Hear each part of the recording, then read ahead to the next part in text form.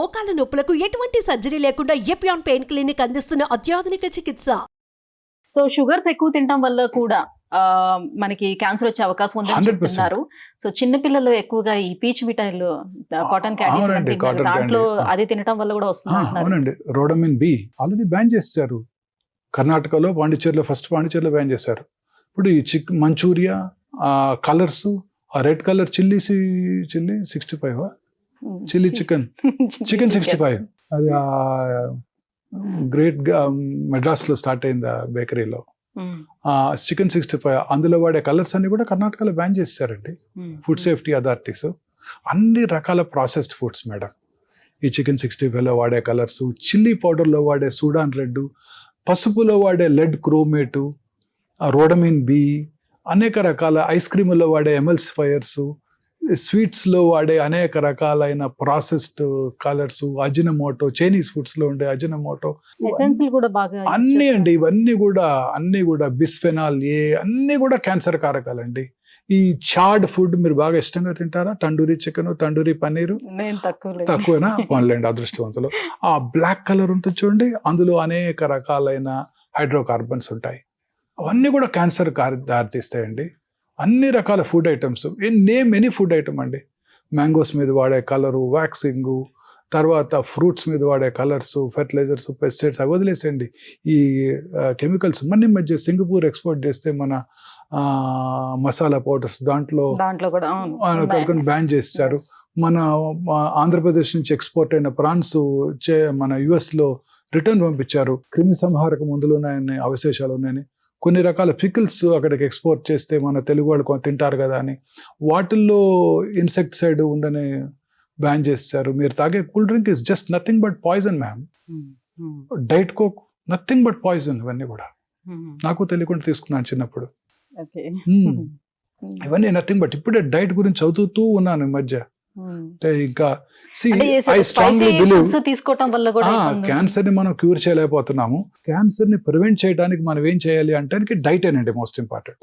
So now I'm working on diet. రోజు ఏదో ఒక వర్క్ చేస్తున్నాను డైట్ మీద, ఏదో ఒక రీల్ చేస్తూనే ఉన్నాను డైట్ మీద. మన ప్రజల్లో అవగాహన పెంచి మంచి డైట్ కనుక వారు తీసుకుంటే అట్లీస్ట్ నెక్స్ట్ డికేడ్ లో క్యాన్సర్స్ తగ్గిపోవాలి. That is my aim now. So ఇవన్నీ కూడా అన్ని రకాల ఫుడ్ ఐటమ్స్, ప్రాసెస్డ్ ఫుడ్స్, ఇవన్నీ కూడా చాలా హానికరం అండి. పిల్లలు తినే చూరోసు, పిల్లలు తినే వాడేమంటారండి చాలా రకరకాల ఐటమ్స్, పిజ్జాలు, బర్గర్లు, అన్ని కూడాను, కుర్కురేసు అన్ని కూడా. అసలు ఆ కుర్కురేస్ లో ప్లాస్టిక్ కూడా ఉంటుందంట, మైక్రో ప్లాస్టిక్స్. అన్ని రకాల ఫుడ్ ఐటమ్స్ కూడా డేంజరస్ అండి.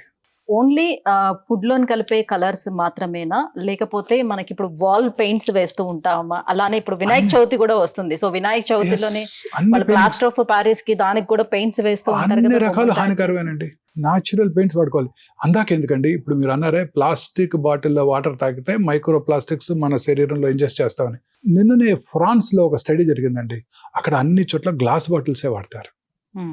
ఆ గ్లాస్ బాటిల్స్ లో కూడా మైక్రో ప్లాస్టిక్స్ ఉన్నాయి. మరి అదెలా వచ్చింది అని మీరు అడగాలి నెక్స్ట్ క్వశ్చన్. ఆ గ్లాస్ బాటిల్ కున్న లిడ్ ఉంది చూడండి, ఆ లిడ్ కింద పెయింట్ చేస్తారే, అందులోంచి వచ్చాయంట. సో ఎక్కడి నుంచి అసలు ఎస్కేప్ అవ్వడానికి ఛాన్స్ లేదు. సో అది సో పూర్వకాలం లాగా మట్టి పాత్రలు, స్టెయిన్లెస్ స్టీల్, దాని ఏమంటారు మన మరచెంబు, రాగి మరచెంబు, రాగి, ఇత్తడి, ఇలాంటివన్నీ. మళ్ళీ అల్యూమినియం డేంజరస్ మేడం. అల్యూమినియం పాత్రలో వంట చేయడం కూడా డేంజరస్ అండి. మరి చుట్టే అల్యూమినియం ఫాయిల్స్ కూడా పరోటాస్ కి, పుల్కాకి, నాకు ఇంకా కూడా అల్యూమినియం ఫాయిల్ లో పట్టుకొస్తున్నారు. నేను కూడా అడిగితే మా క్యాంటీన్ లో మొన్నే చెప్పాను తీసుకురాకండి అని, ఎవరికి సర్వ్ చేయొద్దని. ఇప్పుడు మీరు క్విక్ కామర్స్ లో మీరు ఆర్డర్ చేస్తారు. ఇప్పుడు ఈ పాన్స్ అన్ని యూస్ చేస్తున్నాం, ఇప్పుడు తగ్గిపోయిందండి, అన్ని అయిపోయింది. నాన్ స్టిక్ పాన్స్ అన్ని అవుట్డేటెడ్, ఇప్పుడు ఎవరు వాడట్లేదండి. కాస్ట్ ఐరన్ అవే వాడుతున్నారు అందరు కూడా. సో తర్వాత మీరు క్విక్ కామర్స్ లో ఆర్డర్ చేస్తారు ఇడ్లీ, ఆ బ్లాక్ ప్లాస్టిక్ కంటైనర్ లో వస్తాయి, చాలా అట్రాక్టివ్ గా ఉంటుంది కదా, చక్కగా ప్లాస్టిక్ స్పూన్ తో తినేస్తాం కదా. అవన్నీ 100% క్యాన్సర్ కారకాలు. పొద్దున్నే వైట్ ప్లాస్టిక్ లో వచ్చే ఇడ్లీ. నిన్న కూడా చాలా సంవత్సరాలు అయిపోయింది చోలే భతురా తిని మా అబ్బాయిని అడిగాను, ఎక్కడ దొరుకుతుంది చోలే భతురా అంటే హల్దీరామ్ లో బాగుంటుంది డాడ్ అని. మన సండే తెప్పిస్తే ప్లాస్టిక్ కంటైనర్ లో ఉంది, తినబుద్ధి కాలేదు ఇంకా. మా చిన్నప్పుడు ఇట్ వాజ్ వెరీ ఫేమస్. పాండిచేరిలో కాలేజ్లో, మెడికల్ కాలేజ్లో వన్స్ వీక్ సర్వ్ చేసేవారు. ఓకే, ఇప్పుడు అది గుర్తుకొచ్చి మీరు తెప్పించుకున్నారు. ఇన్ని సంవత్సరాలతో తెప్పిస్తే అలా ఇంతకీ ఉంది. తిన్నారా లేదా? తినలేదండి. ప్లాస్టిక్ లో వచ్చింది. తినలేదండి. తినలేదా? Mhm. Very nice. I was so scared. So ఈ ప్లాస్టిక్ కంటైనర్స్ అన్ని డేంజరస్ ఏనండి. సో ఇప్పుడు మహిళల్లో వచ్చేటువంటి బ్రెస్ట్ క్యాన్సర్ గురించి మాట్లాడుకుందాం. అలాగే గర్భాశయ క్యాన్సర్ విషయానికి వచ్చేటప్పటికి సో హెచ్పివి వ్యాక్సిన్ ఎంతవరకు ప్రొటెక్ట్ చేస్తుంది, ఎవరికి ఇవ్వాలి ఈ వ్యాక్సిన్ అనేది, సో ఎప్పుడు ఇస్తే అది హెల్ప్ఫుల్ అవుతుంది? 100% human papillomatous virus is the causative agent for cervical cancer. Okay. ఈ రిపీటెడ్ వైరల్ ఇన్ఫెక్షన్ వల్ల ఈ క్యాన్సర్ వస్తుందండి. ఈ క్యాన్సర్ ఈజ్ ఒక ఇంట్రెస్టింగ్ టైప్ అండి. ఇదేంటంటే ఇప్పుడు కరోనా వైరస్ ఇన్ఫెక్షన్ వచ్చింది అనుకోండి, ఆ తర్వాత మనకి దాంట్లో యాంటీబాడీస్ డెవలప్ అవుతాయి. రెండోసారి కరోనా ఇన్ఫెక్షన్ వస్తే మనం దాన్ని చక్కగా ఓవర్కమ్ అవ్వగలుగుతాం కదా. ఈ వైరస్ ఎంత స్మార్ట్ అంటే హ్యూమన్ పాపిలోమాటస్ వైరస్ అది సర్వైకల్ ఎపిథీలియంలో ఉంటుంది, సెల్ లోపల ఉంటుంది, మన బాడీలో ఉండే ఇమ్యూన్ మెకానిజమ్స్కి చెక్కదు. సో దట్ యాంటీబాడీస్ డెవలప్ అవ్వవు. సో రిపీటెడ్ వైరల్ ఇన్ఫెక్షన్స్ వాళ్ళలో వస్తున్నట్టయితే వాళ్ళలో అది క్యాన్సర్గా మారుతుంది. సో దీనికి గనక మీరు హెచ్పివి వ్యాక్సిన్ కనుక ఇచ్చినట్టయితే మన పిల్లలకి, అప్పుడు దాంట్లో ఇమ్యూనిటీ డెవలప్ అయ్యి ఆ రిపీటెడ్ వైరల్ ఇన్ఫెక్షన్స్ని ప్రివెంట్ చేస్తుంది. తద్వారా క్యాన్సర్ రాకుండా ఉంటుంది. ఐడియల్ ఏజ్ పిల్లలకి 9 to 14 years. ఇండియన్ గవర్నమెంట్ మొన్న ఈ మధ్యనే లాస్ట్ ఇయర్ బడ్జెట్లోనే అనౌన్స్ చేశారు, మన పిల్లలందరికీ కూడా వాళ్ళ గవర్నమెంట్ ఫ్రీగా వ్యాక్సిన్ అందజేస్తుంది. బాయ్స్ అండ్ గర్ల్స్ ఇద్దరికి? గర్ల్స్కి. Only girls. గర్ల్స్కి. యాక్చువల్లీ బాయ్సే ఈ ఇన్ఫెక్షన్ ఆడపిల్లలకి ఇస్తారు. సో బాయ్స్ కూడా ఇమ్యూనిటీ పెంచడానికి కోసం అనేక రకాల క్లినికల్ ట్రయల్స్ జరుగుతున్నాయి. వన్స్ దే ఆర్ అసెస్డ్ ఆ తర్వాత బాయ్స్కి ఇవ్వడం జరుగుతుంది.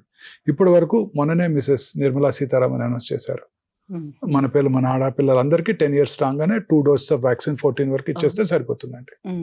ఆ తర్వాత తీసుకునే వాళ్ళు మాత్రం 3 doses తీసుకోవాల్సి ఉంటుంది. 3 doses. ఓకే, అంటే ఈ హెచ్పివి వైరస్ అనేది కేవలం లైంగిక సంబంధాల మూలంగానే ఇది స్ప్రెడ్ అవుతుందా? సైంటిఫిక్ గా ఇది ప్రూవెనా? Yes, proven very much.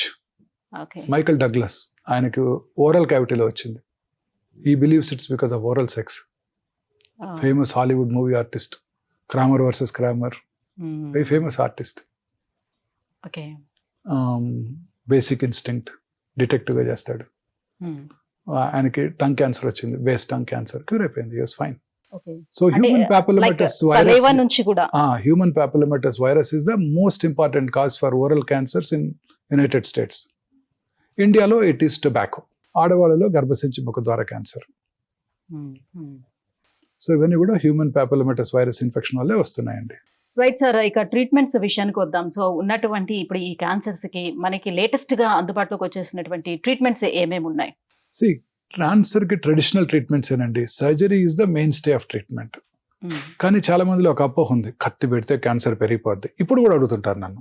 ఇంత మన అవగాహన కార్యక్రమాలు గత 30 ఏళ్ళుగా నేను చేస్తున్నప్పటికీ, నేనే కాదు ఇప్పుడు కొన్ని 100 మంది క్యాన్సర్ సర్జన్స్, స్పెషలిస్టులు అనేక రకాల యూట్యూబ్ ప్రోగ్రామ్స్ చేస్తున్నప్పటికీ, మన న్యూస్ పేపర్స్, టీవీ ఛానల్స్ అనేక రకాలు మీరు ఎంతో కష్టపడి ఈ ప్రోగ్రామ్స్ చేస్తున్నప్పటికీ కూడా చాలా మంది ఈ రోజు కూడా అడుగుతారు, బయాప్సీ చేయాలి అనగానే ఏంటి బయాప్సీ చేస్తారా, నీడిల్ పెట్టి గుచ్చుతారా, తేనె తుట్టిని కదిలిస్తే ఎలా పెరిగి పాకిపోతుందో అలా క్యాన్సర్ పాకిపోతుందంట కదా అని అడుగుతుంటారు. చదువుకున్న వాళ్ళే. కత్తి పెట్టి క్యాన్సర్ని కోస్తారా, కత్తి పెడితే క్యాన్సర్ పెరిగిపోతుందనే కదా అందరు చెప్పుకుంటా ఉంటారు అని అడుగుతుంటారు. దిస్ ఇస్ పూర్తిగా అపోహ మాత్రమే. అంటే వాళ్ళకున్న బిలీవ్ ఏంటంటే ఒక పుండుని చిట్లించితే ఎట్లా అయితే అది అలా స్ప్రెడ్ అయిపోతుందో అలా అయిపోతుందని అనుకుంటున్నారు. Misconception, myth. క్యాన్సర్ కి ట్రీట్మెంట్ ఒక సర్జరీ అనండి. బ్రెయిన్ లో ట్యూమర్ అయినా, కాలు చిటికెన్ వేల్లో వచ్చే మెలనోమా అయినా, ఎక్కడొచ్చినా బ్లడ్ క్యాన్సర్ తప్ప క్యాన్సర్ని సర్జరీ చేయటం ద్వారానే క్యూర్ చేయవచ్చు. ఇంకే ఏ ఇతర చికిత్స కూడా క్యూర్ చేయలేదు. బ్లడ్ని కట్ చేయలేం కదండి, బాడీ అంతా ఉంటుంది. వాటిని కీమోథెరపీ, టార్గెటెడ్ థెరపీ, ఇమ్యూనోథెరపీ ద్వారా బ్లడ్ క్యాన్సర్స్ని క్యూర్ చేయవచ్చు. మిగతా ఏ క్యాన్సర్ అయినా అర్లీగా కనుక్కుంటే శస్త్రచికిత్స, సర్జరీ ద్వారానే క్యూర్ చేయగలుగుతాం. కానీ ఎవరు కూడా అర్లీ స్టేజ్లో రారు. అర్లీ స్టేజ్లో పెద్దగా సిమ్టమ్స్ కలిగించవు, సైలెంట్ కిల్లర్, పెరిగిపోతూ ఉంటాయి, పెరిగినాకే వస్తారు. కాబట్టి సర్జరీ చేసే స్టేజ్ దాటిపోయినప్పుడు ముందుగా కీమోథెరపీ లేక రేడియోథెరపీ లేదా 2 కలిపి ఇచ్చి డౌన్ సైజ్ చేసి ఆ తర్వాత సర్జరీ చేసే స్టేజ్కి వస్తే సర్జరీ చేస్తుంటాం. ఇది cancer treatment. So main treatment surgery, chemotherapy, radiotherapy. ఇప్పుడు కొత్తగా టార్గెటెడ్ థెరపీలు, ఇమ్యునోథెరపీలు Immunotherapy. అనేకమైనవి వస్తున్నాయి. జీన్ థెరపీలు. టార్గెటెడ్ థెరపీ అంటే కొన్ని రకాల మందులు క్యాన్సర్ సెల్నే టార్గెట్ చేస్తూ శరీరంలో ఉన్న ఇతర కణజాలానికి ఎటువంటి హాని కలిగించినటువంటివి టార్గెట్ థెరపీస్. ఇక ఇమ్యునోథెరపీ అనేది ఒక వెరీ ఇంట్రెస్టింగ్ కాన్సెప్ట్. ఫ్యూచర్లో ఇవే ఉండబోతున్నాయి. కాకపోతే ఇప్పుడు పేటెంట్ లాస్ వల్ల మన భారతదేశంలో అవి అందుబాటులో లేకపోవడంతో చాలా ఎక్స్పెన్సివ్గా ఉంటున్నాయి, prohibitively expensive, beyond the reach of a rich man also. ఈ ఇమ్యునోథెరపీ యొక్క కాన్సెప్ట్ ఏంటంటే మన బాడీలో టీ సెల్స్ అని ఉంటాయి, కిల్లర్ సెల్స్. ఆ కిల్లర్ సెల్స్, టీ సెల్స్ మన బాడీలోకి వచ్చే ప్రతి ఫారిన్ బాడీని డిస్ట్రాయ్ చేసేస్తాయి. ఉదాహరణకి bacterial infection, TB infection, corona viral infection, transplanted organ. For example ఎవరైనా పేషెంట్కి ట్రాన్స్ప్లాంట్ చేశారనుకోండి, ఇమీడియట్గా అతని బాడీలో ఉండే ఆ రెసిపియంట్ యొక్క బాడీలో ఉండే టీ సెల్స్ ఆ ట్రాన్స్ప్లాంటెడ్ ఆర్గన్ని డ్యామేజ్ చేసేసి రిజెక్ట్ చేసేస్తాయి. అందుకే కిడ్నీ ట్రాన్స్ప్లాంట్ తర్వాత కానీ, లివర్ ట్రాన్స్ప్లాంట్ తర్వాత కానీ, హార్ట్ ట్రాన్స్ప్లాంట్ తర్వాత కానీ ఇమ్యూనో సప్రెసివ్ థెరపీ ఇస్తారు, లైఫ్ లాంగ్ ఇస్తారు. So that our own immunity does not reject that organ. So అలా రిజెక్ట్ చేస్తాయి. అలాగే మన టీ సెల్స్ క్యాన్సర్ సెల్ని కూడా డిస్ట్రాయ్ చేసేస్తాయి. మరి మన టీ సెల్స్ యాక్టివ్గా ఉండాలంటే మనం ఏం చేయాలండి? ప్రశాంతంగా ఉండాలి, హ్యాపీగా ఉండాలి. సంతోషం సగం బలం, సగం కాదు 100% బలం. సో ఈ టీ సెల్స్ యాక్టివ్గా ఉన్నట్టయితే మనకి ఏ జబ్బులు రావు. కానీ cancer cells are much smarter than scientist. అవేం చేస్తాయి? ఈ టీ సెల్స్ని మాస్క్ చేస్తాయి లేదా బ్లాక్ చేస్తాయి. ఈ అన్మాస్కింగ్ అంటే క్యాన్సర్ సెల్ టీ సెల్ని మాస్క్ చేయకుండా కాపాడటాన్నే ఇమ్యునోథెరపీ అంటాం. సో ఈ అన్మాస్క్ చేసి మన సెల్స్ని రీయాక్టివేట్ చేసి మన టీ సెల్స్ వెళ్ళి క్యాన్సర్ని చంపేయటాన్నే ఇమ్యునోథెరపీ అంటారు. Most natural way of killing the cancer. So ఇంకా రానున్న కాలంలో ఇవే ఉంటాయి. క్యాన్సర్కే కాదు, అన్ని రకాల ఎలిమెంట్స్కి ఇవే ఉంటాయి, ఇమ్యునోథెరపీసే ఉంటాయి. అది ఫ్యూచర్ అంతా ఇదే ఉండబోతుంది. సో టీబీని ఏ రకంగా 4 డ్రగ్స్. మా చిన్నప్పుడు టీబీ నేను 8th క్లాస్లో మా అంకుల్ని మెడ్రాస్ తీసుకెళ్ళాను. తాంబరంలో India world's biggest TB hospital ఉండింది. ఆయనకి రెసిస్టెంట్ ట్యూబర్క్లోసిస్ ఉంటే లోవర్ లోబెక్టమీ చేశారు క్యూర్ చేయడానికి. 1975 when I was in 7th grade. So ఇప్పుడు క్యాన్సర్కి అదే సర్జరీలు చేస్తున్నాం. క్యాన్సర్ కూడా 4 డ్రగ్స్ వచ్చేస్తాయి. ఇప్పుడు టీబీకి 4 డ్రగ్స్ వచ్చాయి. ఇప్పుడు టీబీ రాగానే మీ ఇంటి పక్కన ఉన్న ఫిజిషియన్ 4 డ్రగ్స్ రాసి ఇచ్చేస్తాడు, AK-84, అందరూ క్యూర్ అయిపోతుంది. అలా క్యాన్సర్ కూడా 4 డ్రగ్స్ వస్తాయి.